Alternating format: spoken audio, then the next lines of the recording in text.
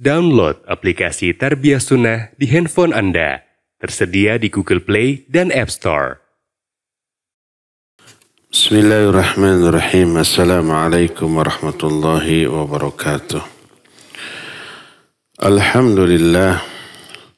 Alhamdulillahilladzi anzala sakinata fi qulubil mu'minin liyazdadu imanan ma'a imanihim. Walillahi junudus samawati wal ard wa kana Allahu aliman hakima.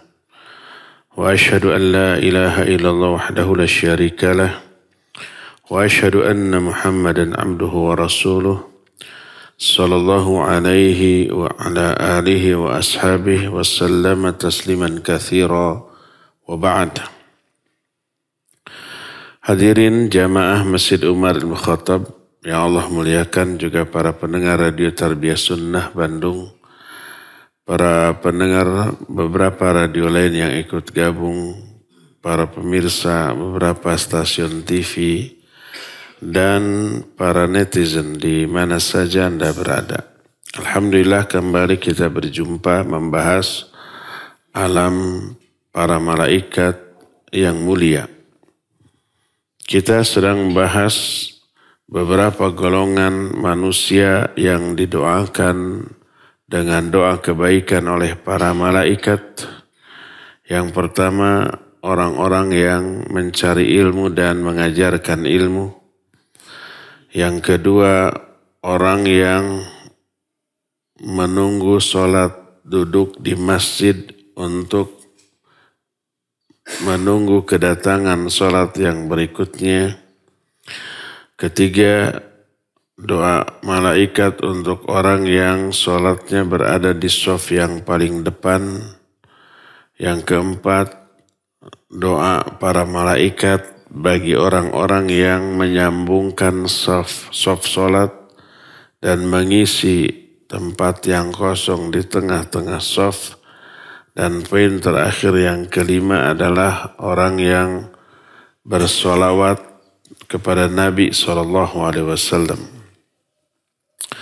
Itu 5 poin yang sudah kita jelaskan. Kita teruskan. Salah satu golongan manusia yang didoakan oleh malaikat adalah orang yang berinfak setiap hari dengan jumlah infak yang sesuai dengan kemampuan dia. Maka malaikat akan mendoakan orang tersebut. Apa isi doanya? Agar harta yang dikeluarkan dalam infaknya diganti oleh Allah 700 kali lipat atau lebih. Sebaliknya orang yang punya kemampuan untuk infak tapi tidak dikeluarkan juga, orang itu pun akan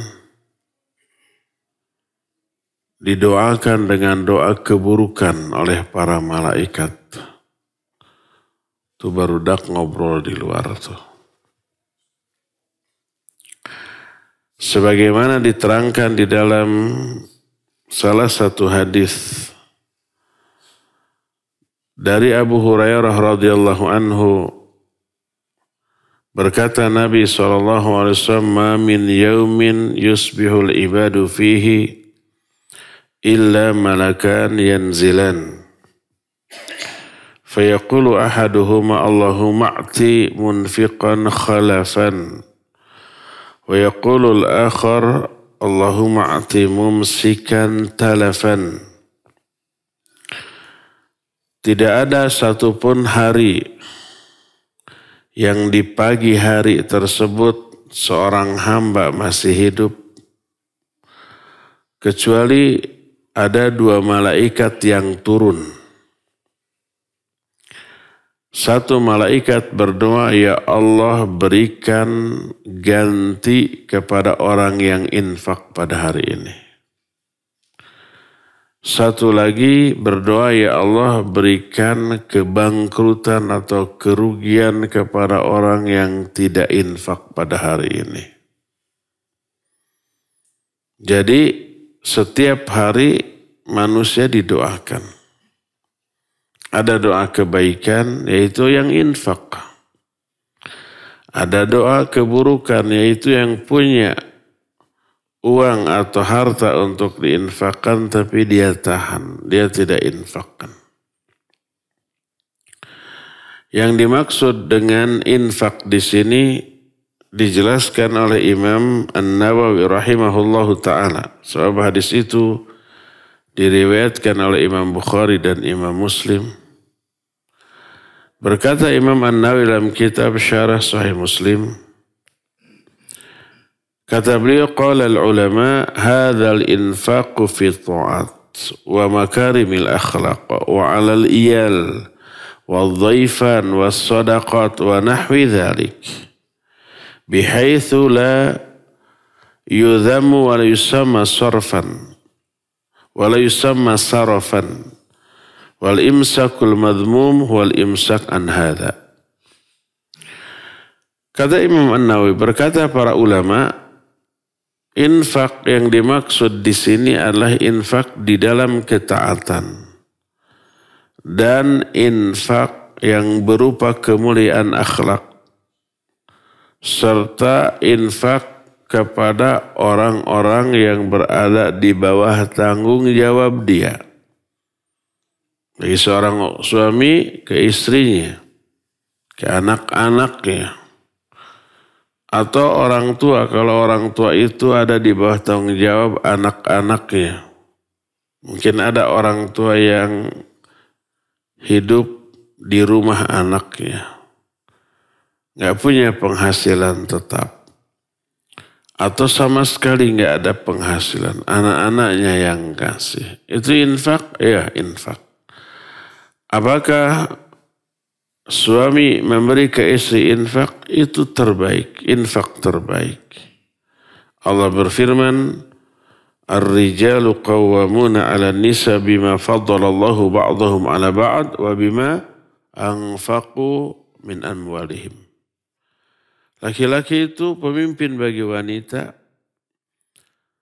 karena Allah telah memberikan kelebihan bagi laki-laki di atas kaum wanita dan karena kewajiban memberi infak dari laki-laki ke wanita, dari suami ke istri. Makanya Nabi SAW bersabda, dinarun anfaqtahu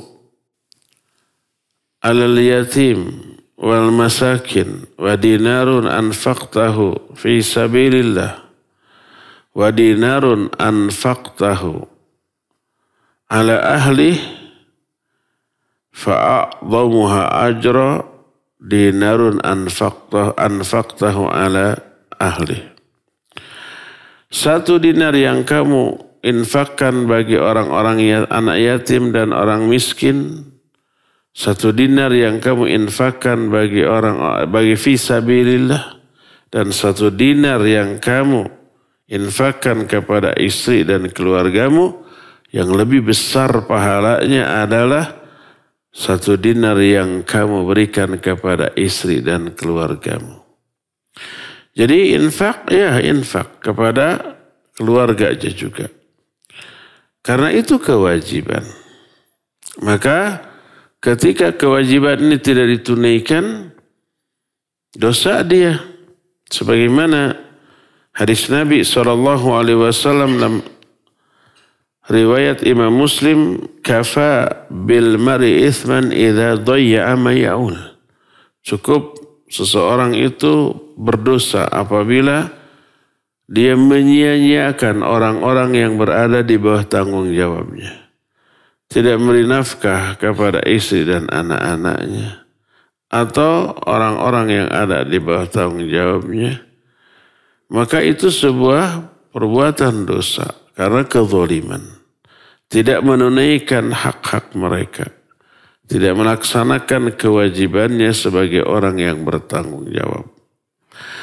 Termasuk ketika menerima tamu kemudian kita muliakan dengan suguhan-suguhan yang kita miliki, itu juga termasuk infak. Karena kewajiban. Man kana yu'minu billahi wal yawmil akhir falyukrim dhaifah. Siapa orang beriman kepada Allah dan hari akhir, hendaklah dia muliakan tamu. Salah satu bentuk memuliakan tamu adalah dengan disuguhi, dengan diberikan jamuan, tapi tidak boleh untuk memberat-beratkan diri dengan sesuatu yang tidak mampu. Berkata Rasulullah SAW, la yatakallafanna ahadun ikrami dhaifihi. Atau disebutkan, la yatakallafanna ahadun dhaifahu ala ma yaqdiru alaih. Tidak boleh salah seorang di antara kalian memaksa-maksakan diri, memberatkan diri dalam memuliakan tamu yang di luar kemampuannya. Gak punya makanan yang baik, yang bagus, yang ada yang jelek. Gorengan itu jelek. Bala-bala. Akhirnya dia ngahutang. Sampai pinjam. Atau menjual sesuatu yang berat bagi dia untuk menjual. Terus diberikan makanan untuk menjamu tamu. Itu takalluf. Dilarang oleh Nabi SAW. La yatakallafanna ahadun dhaifahu ala ma la yaqdiru alaih. Tidak boleh seseorang memaksa-maksakan diri memuliakan tamu dengan sesuatu yang di luar kemampuannya. Nah, kata Imam An-Nawawi, wal imsakul madmum wal imsak an hadza.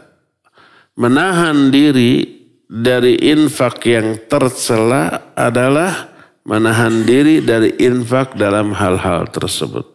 Mampu memberikan nafkah ke anak dan istri, tapi dia tidak berikan. Mampu memberikan infak kepada orang tua, tapi dia tidak berikan. Mampu memberikan jamuan kepada tamu, tapi dia biarkan tamu kehausan atau kelaparan. Dan seterusnya seperti itu, maka yang tidak mau menginfakkan apa yang dia mampu lakukan sebagai kewajiban, maka dia didoakan keburukan oleh malaikat. Sing bangkrut, kata malaikat begitu. Adapun yang menginfakkan hartanya oleh malaikat itu didoakan, Allahumma ati munfiqan khalafan. Ya Allah, berikan ganti kepada orang yang infak pada hari ini. Jadi bapak-bapak jangan pelit ketika memberi nafkah ke istri. Akan Allah ganti karena didoakan oleh para malaikat. Dan itu merupakan ibadah yang sangat agung. Sampai memberi nafkah ke istri dengan jumlah yang sesuai dengan kadar kemampuan, itu lebih utama daripada infak di jalan Allah atau kepada fakir miskin. Dengan catatan memang hanya segitu-gitunya. Jangan dijadikan dalil ini sebagai hujjah untuk pelit. Saya mah nggak pernah infak kepada fakir miskin ke masjid itu, ya sudah melakukan yang lebih baik yaitu ke istri. Padahal uangnya simpanan masih ada. Pelit etam. Kalau sudah terpenuhi ke istri, ke anak, ke keluarga, masih ada sisa, infaklah kepada yang lain. Kepada fuqara, masakin, kepada masjid, kepada madrasah, kepada pondok pesantren, kepada yayasan-yayasan dakwah, ya. Maka itu sesuatu yang disyariatkan. Berkata Imam Ibnu Hajar Al-Asqalani rahimahullah dalam kitab Fathul Bari Syarah Sahih Bukhari. Qala Al-Qurtubi, berkata Imam Al-Qurtubi. Pendapat Al-Qurtubi dikutip oleh Imam Ibnu Hajar dalam kitab Fathul Bari tadi. Kata Imam Al-Qurtubi, wa huwa ya'umul wajibat wal mandubat, lakin al-mumsiku anil mandubat la yastahiqu hadha du'a. illa yaghliba alaihi al-bukhl al-madhmum bihaitsu la tatibu nafsuhu bi ikhrajil haqq alladhi alaihi walau akhrajahu. Berkata Imam Al-Qurtubi, infak yang dimaksud di sini infak yang umum, baik yang wajib ataupun yang sunnah. Siapa yang mengeluarkan infak yang wajib, termasuk yang sunnah, dia akan didoakan kebaikan oleh para malaikat. Didoakan, ya Allah ganti orang ini. Harta yang dikeluarkannya 700 kali sesuai dengan janjimu. Allah berjanji, mathalul ladzina yunfiquna amwalahum fi sabilillah kamathali habbatin anbatat sab'a sanabil fi kulli sumbulatin mi'atu habbah. Perumpamaan orang yang infak di jalan Allah seperti orang yang menanam satu benih. Dari satu benih ini tumbuh 7 batang pohon. Dari setiap batang pohon menghasilkan 100 benih. Satu batang 100 benih. Ini ada 7. Jadi berapa? 700. Satu benih dilipat gandakan menjadi 700 benih. Maka orang yang infak umpamanya 10.000, Allah akan ganti dengan 700 kali lipat. 10.000 kali 700 sabarahata. 1,7 jutanya. Tuh gantinya seperti itu. Jadi 10.000 kali 700 7 jutanya. Nah itu janji dari Allah Azza wa Jalla kepada orang tersebut. Allah akan lipat gandakan. Jadi yang dimaksud dengan infak di sini mencakup yang wajib dan yang sunnat.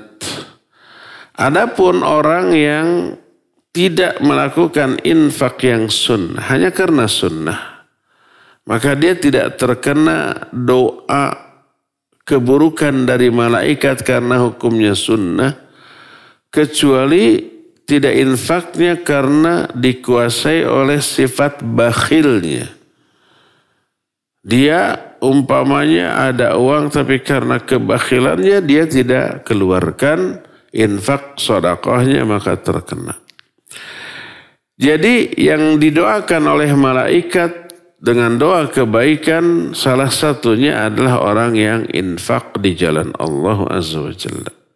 Oleh karena itulah maka perbanyak infak, perbanyak sedekah, baik yang sunnah apalagi yang wajib, maka Allah janji akan Allah ganti dan Allah tidak pernah mengingkari janjinya. Innallaha la yukhliful mi'ad. Ada banyak kisah kasus di mana janji Allah ini terbukti. Siapa yang infak dan sedekah, Allah akan ganti. Seperti yang pernah kita bahas di beberapa pertemuan yang lalu, ketika seseorang berjalan di padang pasir, tiba-tiba terdengar suara dari langit. Suara itu jelas terdengar mengatakan, kata suara yang didengar itu, hujani asqi hadiqata fulan. Hujani itu kebun si fulan, disebut namanya. Maka orang itu kaget melihat ke atas, tak lama kemudian awan hitam berkumpul di suatu tempat. Dia datangi tempat itu, ternyata hujan sudah turun. Dia melihat di bawah curahan air hujan itu ada orang di sebuah kebun yang sedang mengatur aliran air hujan ke kebunnya. Hanya kebun dia. Kebun orang lain tidak terkena air hujan. Hujan lokal.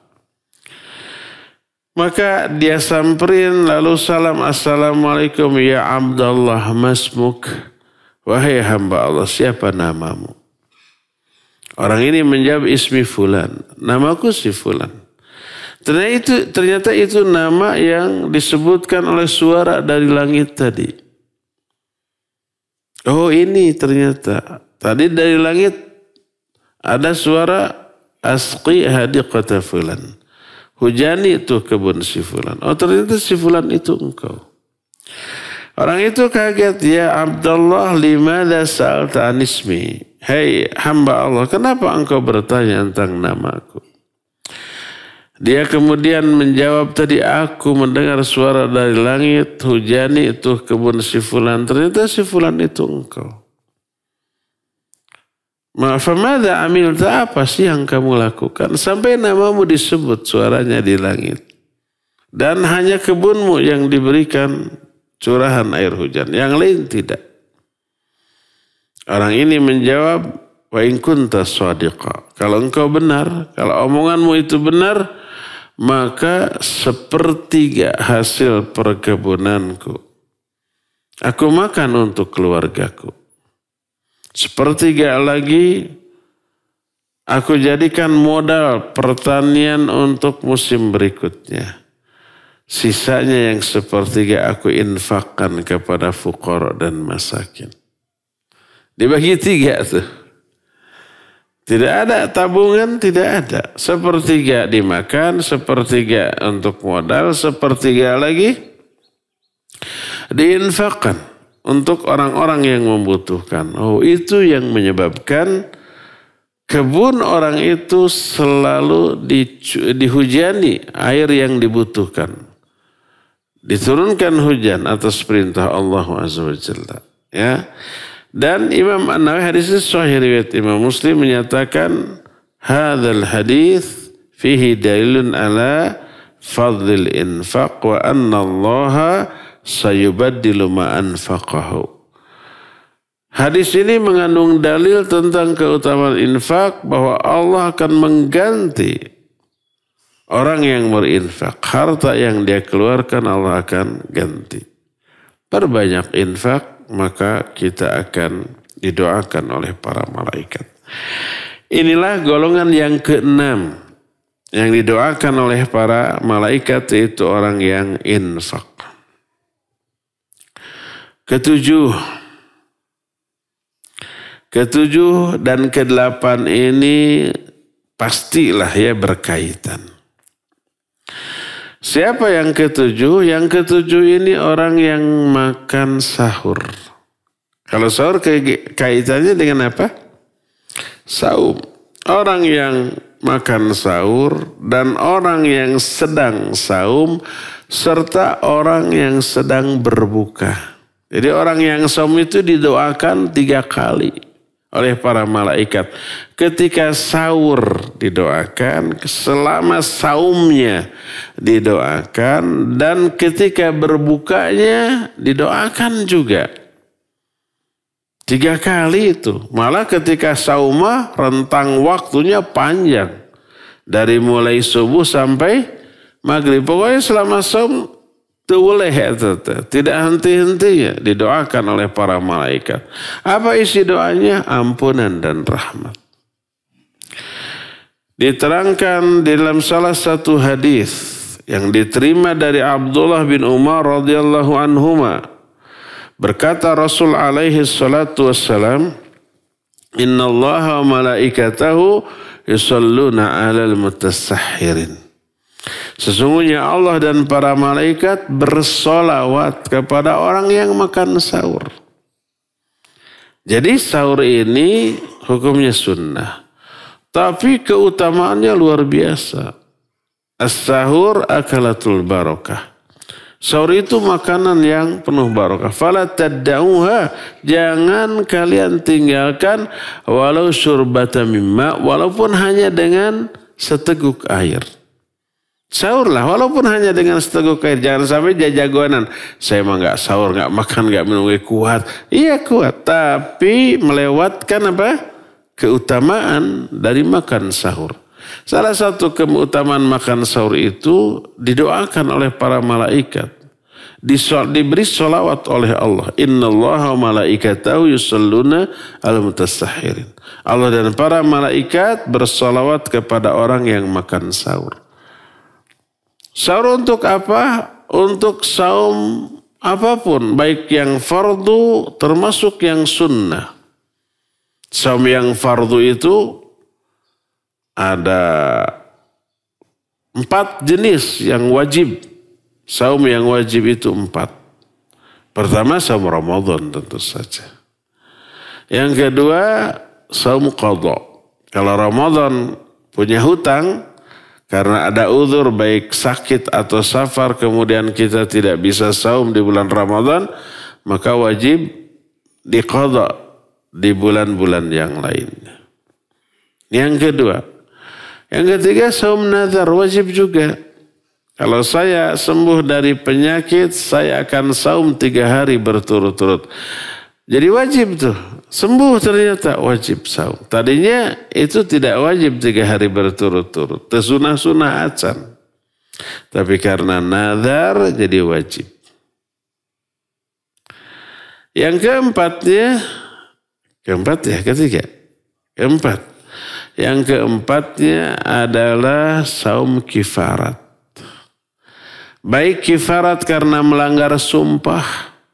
Umpamanya, demi Allah besok saya akan datang ke orang tua saya. Umpamanya. Ibunya nelpon, kangen kamu besok. Benar, demi Allah saya besok akan datang. Ternyata tidak. Padahal sudah demi Allah. Maka wajib dibayar tuh kifarat dari sumpahnya. Apa kifaratnya? Kasih makan 10 orang fakir miskin. Atau kasih pakaian. Kalau tidak mampu, saum 3 hari berturut-turut. Wajib itu. Atau umpah itu disebut dengan kifaratul aiman. Kifarat sumpah. Atau seorang suami melakukan zihar kepada istrinya. Zihar itu bertekad mengatakan tidak akan menyentuh menggauli istri. Orang Arab mengatakan anti alayya ka dhahri ummi. Kamu bagiku seperti punggung ibuku. Artinya haram untuk digauli. Karena kesal ke istri gitunya. Sampai menyatakan wallahi saya tidak mau noel acan ka maneh teh. Keheul atuh da. Artinya tidak akan menggauli. Disangkana bakal kuat. Itu yang disebut apa? Zihar. Sehari, 2 hari kuat. Sudah sababaraha hari, aduh. Akhirnya dia tidak bisa menahan menggauli istrinya. Tidak boleh.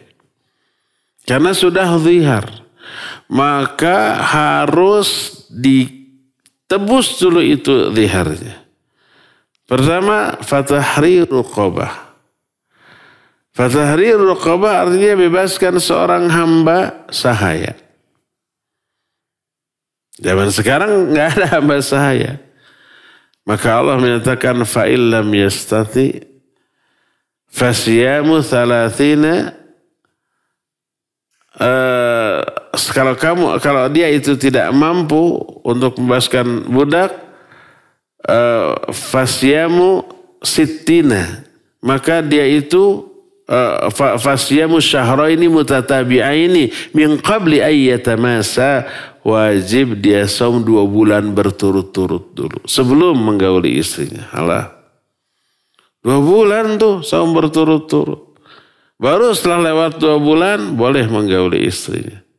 Fa'il lam yastati fa'il lam yajid fasyamu syahraini mutatabi'aini min qabli ayatamasa fa'il lam yajid fa'il lam yastati fa'it'amu sittina miskina. Tapi kalau tidak mampu 2 bulan saum berturut-turut, maka hendaklah memberi makanan kepada 60 fakir miskin. Baru boleh tuh.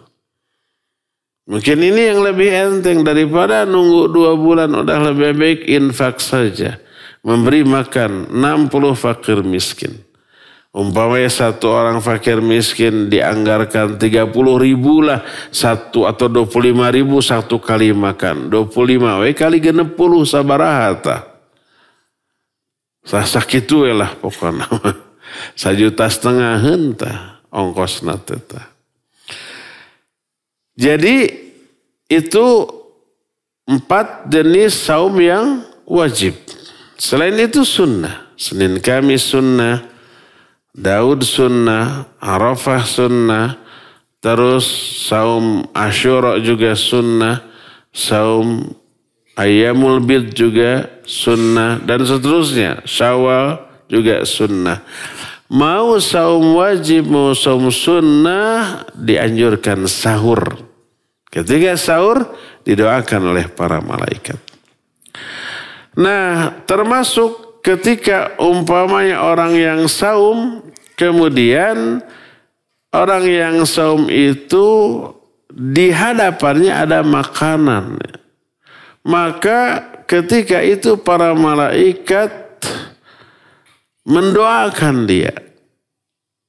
Sebagaimana diterangkan dalam salah satu hadis. Suatu saat Ummu Ammarah, putri dari Ka'ab al-Ansari, dia menyatakan Nabi SAW dakhala alaiha faqaddamat ilaihi ta'aman faqal kuli faqalat inni sha'imah. Kata Ummu Ammarah, Nabi SAW masuk menemui dia. Aku sajikan makanan kepada dia. Kepada Nabi SAW diberikan suguhan. Apa kata Nabi SAW? Kamu makan. Kamu juga ikut makan. Kata Ibnu Ammarah, saya sedang saum ya Rasulullah. Berkatalah Rasulullah SAW, inna sha'ima tusalli alaihil malaikatu idha ukila indahu hatta yafragu wa rubbama qala hatta yashba'u. Sesungguhnya orang yang sedang saum akan didoakan oleh para malaikat apabila di hadapannya ada makanan yang disajikan. Lalu orang-orang makan makanan itu di hadapannya sampai orang itu selesai atau sampai orang itu kenyang. Jadi kalau umpamanya kita saum kemudian ada orang yang makan di hadapan kita, maka selama itu malaikat akan mendoakan kita. Termasuk ketika orang tersebut berbuka, malaikat kembali mendoakan kita. Jadi lebih sering kita melakukan saum, lebih sering kita akan peroleh doa para malaikat. Maka perseringlah saum. Kalau saum wajib tidak bisa dipersering. Tapi saum sunnat ini. Dan kita tidak boleh menyengaja untuk mengkondisikan agar kita terkena kewajiban saum selain Ramadan. Saya ingin wajib saumnya karena saum yang wajib itu lebih besar pahalanya. Akhirnya sengaja bersumpah untuk sengaja dilanggar. Demi Allah saya besok akan ke Mekah barijeng. Tidak kebayang dari mana uangnya. Tapi besoknya dilanggar sengaja memang untuk dilanggar. Agar terkena kewajiban saum. Jangan, nggak boleh. Kalau menyengaja begitu. Tiap hari bilang ke demi Allah saya tidak akan menggaulimu. Terkena zihar. Saum 2 bulan berturut-turut. Maka tidak boleh kalau menyengaja seperti itu.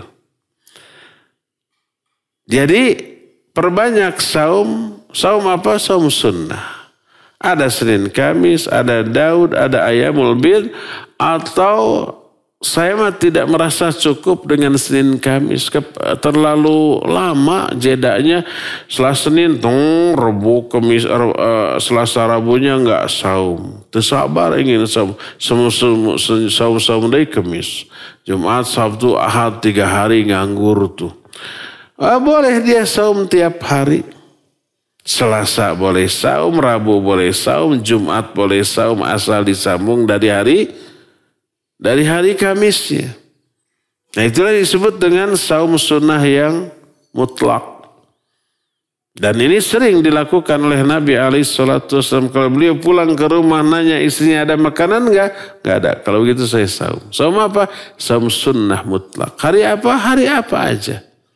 Kalau Senin Kamis mah tanpa ditanya mau ada makanan mau tidak, otomatis saum. Tapi hari selain Senin Kamis, pulang ke rumah enggak ada makanan, saya saum aja. Ini saum sunnah yang mutlak dibolehkan. Yang terlarang adalah pertama kalau melakukan saum sunnah di hari-hari tasyrik. Yaitu tanggal berapa? 11, 12, dan 13 Dzulhijjah. Itu haram, tidak boleh. Kedua, melakukan saum di 2 hari raya. Hari raya Idul Fitri dan hari raya Idul Adha. Ketiga, saum sunnah hanya di hari Jumat saja. Tidak boleh. Kemisnya tidak, Sabtunya juga tidak. Maka tidak boleh. Sebagian ulama ada yang melarang saum sunnah di hari Sabtu. Karena adanya hadis, la tasumu yaumis sabt illa fi mafturidhu alaikum. Yang berpendapat seperti di antara Syekh Al-Albani rahimahullah. Jangan kamu saum di hari Sabtu kecuali saum yang wajib. Kalau yang sunnah tidak boleh. Tapi ini ikhtilaf. Mayoritas ulama membolehkan. Itulah jenis-jenis saum sunnah. Ya, semakin sering kita saum, semakin kita sering terkena doa para malaikat. Itulah orang ketujuh yang akan didoakan oleh para malaikat. Cukup 7 golongan saja dulu ya. Golongan-golongan lain akan kita bahas di pertemuan yang akan datang. Kita masuki sesi tanya jawab. Pertama dari bapak-bapak dulu di sini. Pak Kusnadi, mangga. Bismillah. Ustadz, kalau kita diberi kehormatan di sebuah masjid untuk menjadi imam ketika kita ke masjid itu. Kemudian orang tersebut, sedangkan imam-imam di masjid tersebut selalu mengeraskan bacaan basmalah ketika salat yang jahar. Kemudian orang yang diberi kehormatan itu, padahal biasanya dia itu disirkan ya, imam di tempat dia. Tapi di masjid itu dia juga menjaharkan dalam rangka toleransi menghargai imam-imam di masjid itu. Apakah itu dibenarkan? Itu Ustaz. Terima kasih. Assalamualaikum. Ya, waalaikumsalam warahmatullahi wabarakatuh. Tidak ada kesalahan dalam menjaharkan bacaan basmalah. Bahkan kalau dia sehari-harinya sir, sekali-kali jahar. Karena Nabi SAW pun kadang-kadang membaca bismillah secara jahriyah. Hadisnya sahih riwayat Bukhari Muslim dari Ummu Salamah radhiyallahu anha. Kana Rasul SAW yaqra'u ayatan. Fayaqul bismillahirrahmanirrahim. Fayamuddu bismillah wa yamuddi ar-rahman wa yamuddu ar-rahim. Thumma yaqul alhamdulillahi rabbil alamin. Ar-rahmanir rahim. Maliki yaumiddin dan seterusnya. Kata Ummu Salamah, Nabi SAW suka membaca Al-Fatihah itu seayat demi seayat dalam sholatnya. Beliau berkata bismillahirrahmanirrahim. Memanjangkan bismillahnya, ar-rahmannya dan ar-rahimnya. Terus alhamdulillahirabbil alamin. Boleh. Jadi jangankan menjadi imam di satu masjid yang di sana biasa jahriyah, di masjid kita yang biasa sirriyah, sekali-sekali jahriyah boleh, nggak apa-apa. Apalagi umpamanya kita diminta jadi imam di sebuah masjid karena kita sedang lewat lalu azan pas maghrib, pas isya, pas subuh. Lewat ke sana kita singgah sholat, Karena penampilan kita, orang-orang menyuruh kita jadi imam. Maka nggak apa-apa dibaca secara jahriyah. Saya juga sering mengalami seperti itu. Pas maghrib ada masjid sudah singgah dulu. Lalu orang-orang nyuruh saya.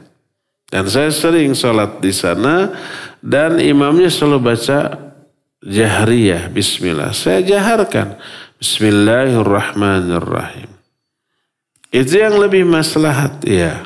Nggak apa-apa dijaharkan. Tidak ada salahnya orang yang menjaharkan bismillah ketika mengimami sholat. Wallahu a'lam. Ibu-ibu di belakang ada? Ya, Muzayyin silakan untuk di studio. Ada Ustadz, ada pertanyaan dari Umur Aisyah di Sukabumi. Assalamualaikum warahmatullahi wabarakatuh. Bismillah, Ustadz mau bertanya. Ketika seseorang punya utang kepada orang lain, ketika ada saudara yang miskin dan perlu biaya, apakah kita lebih mendahulukan bayar utang atau berinfak kepada saudara yang butuh pertolongan? Dari hamba Allah di Jazakallah khairan. Barakallahu fiik. Membayar hutang adalah fardu ain. Menolong orang yang butuh fardu kifayah. Dahulukan fardu ain.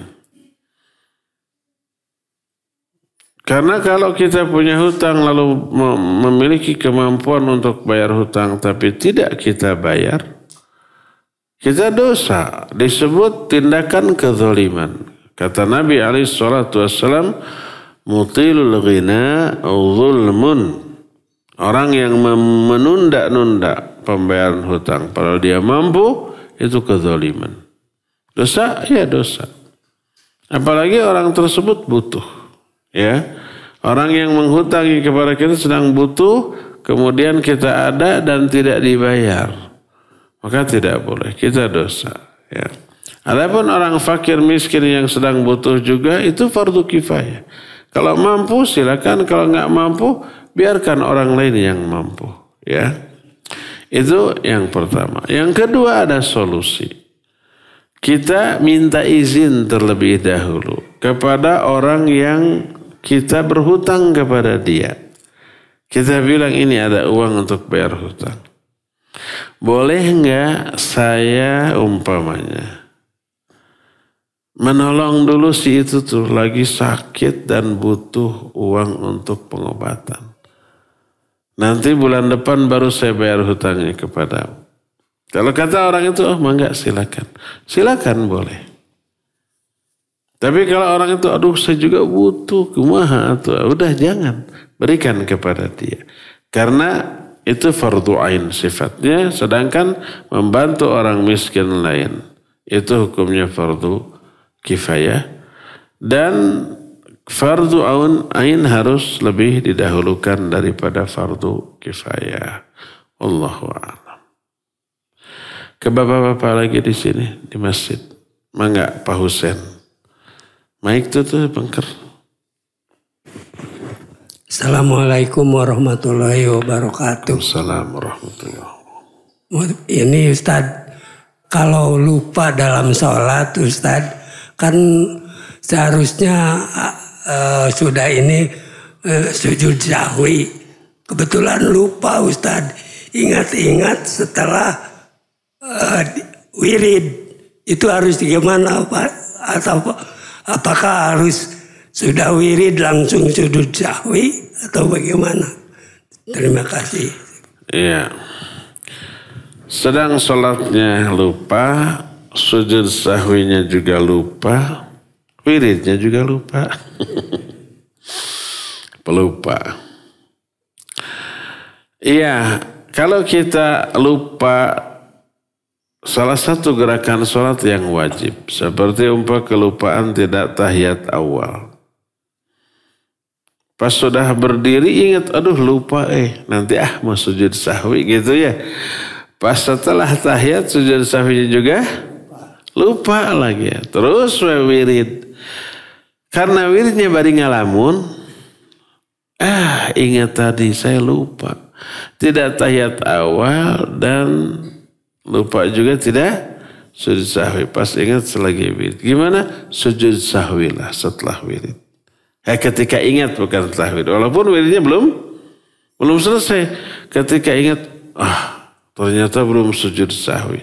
Langsung takbir dalam posisi ketika dia duduk. Ya. Bahkan ketika kita sudah beres umpamanya wirid, lalu berdiri mau pulang, nanti aja sunat ba'danya di rumah. Atau mungkin tidak ada ba'da. Mungkin seperti sholat subuh, sholat asar gitunya pulang. Mau pulang ternyata ingat belum sujud sahwi. Segeralah duduk. Dalam posisi duduk lalu takbir. Lalu sujud sahwi 2 kali. Lalu salam. Seingatnya pas ingat ya. Kapan ingatnya? Kapan aja. Ketika wirid langsung takbir dan sujud sahwi. Ketika sudah berdiri, sudah berjalan, belum sujud sahwi. Langsung duduk dan langsung takbir ya. Wallahu a'lam. Kembali ke Muzayin, silakan. Ya, ini ada pertanyaan Ustaz dari Eki dari Bandung. Bagaimana cara meyakinkan orang tua yang terjerumus dalam dosa syirik katanya? Iya, kasih tahu. Perbuatan itu syirik dengan sebaik-baik cara. Dengan pada sebaik-baik momen. Dengan sebaik-baik kalimat. Ini orang tua, jangan sampai cara kita memberitahunya membuat dia tersinggung. Adapun kalau kita sudah sebaik mungkin momennya pas, nggak di hadapan orang lain, kalimatnya sudah bagus, ekspresinya sambil ramah gitu ya, cara penyampaiannya bagus, tetap dia tersinggung, itu mah urusan dia, kesalahan dia. Kasih tahu bahwa ini adalah perbuatan syirik. Ini dalilnya, ini ayatnya, ini hadisnya. Kalau kita tidak mampu menjelaskan, ambil cuplikan ceramah atau penjelasan ustadz tentang masalah itu, setel di hadapan dia. Kalau umpamanya punten eta teh lepat atau salah itu, mana nyanyahuanan, setel tah iya kata ustadz ini. Ustadz itu menjelaskannya pasti dengan dalil, ya. Mudah-mudahan dengan itu jadi jalan hidayah. Baru tahu. Akhirnya dia senang. Cing ayah penjelasan dia Ustadz eta tentang masalah lain. Nah akhirnya dia senang. Akhirnya diberikan ceramah-ceramah lain. Akhirnya ketagihan. Akhirnya ingin hadir kalau ada pengajiannya. Ajak. Ya, semoga jadi jalan hidayah. Ya. Cukup ya sampai di sini, insyaallah kita jumpa lagi di hari Senin yang akan datang. Subhanakallahum bihamdik asyhadu an la ilaha illa anta astaghfiruka wa atubu ilaik. Walhamdulillahirabbil alamin. Wassalamualaikum warahmatullahi wabarakatuh.